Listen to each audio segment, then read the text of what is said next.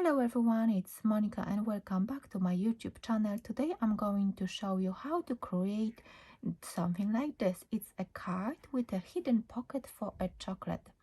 So I don't know if you've seen it before on my channel, but I've done this kind of projects a few times, and there is one video actually in which I share with you all the measurements to how to create this wonderful project. So it can be for birthday thank you, as in this case I've done quite a few for teachers or for my work colleagues. So it's a fantastic way to send some wishes and to give something sweet as well.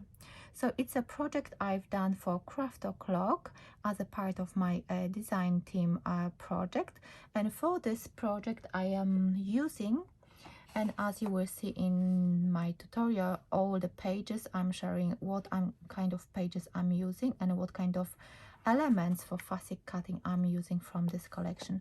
So this collection, as you can see, it's called Spring Charm.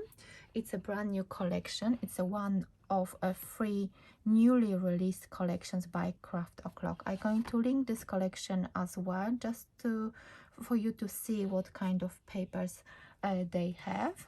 So that's the front, and as you can see, every single side is nicely decorated with that scrapbooking paper from Craft O'Clock. It has lots of layers, of course, a lot of glitter and sparkly bits.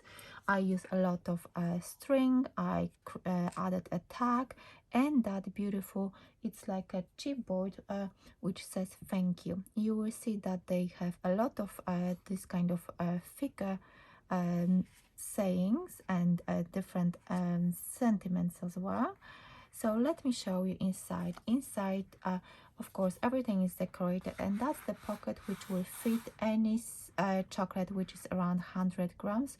So any standard size of chocolate bar will fit this pocket. So as you can see, it's a nice size pocket, and for your wishes you can actually place or adhere white card and write your wishes, or print them off and add it over here on this side.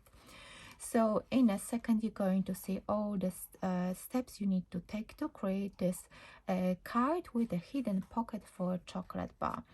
I actually recorded that video, but I'm going to speed it up a little bit, so it's not going to take that long time, because I think most of you watched my previous video for this card with all the measurements, which I'm going to link at the end of the video. So I hope you enjoy watching this this step-by-step tutorial, and let me know what do you think about the collection and what do you think about this particular project. So thank you so much, and I invite you to watch that tutorial.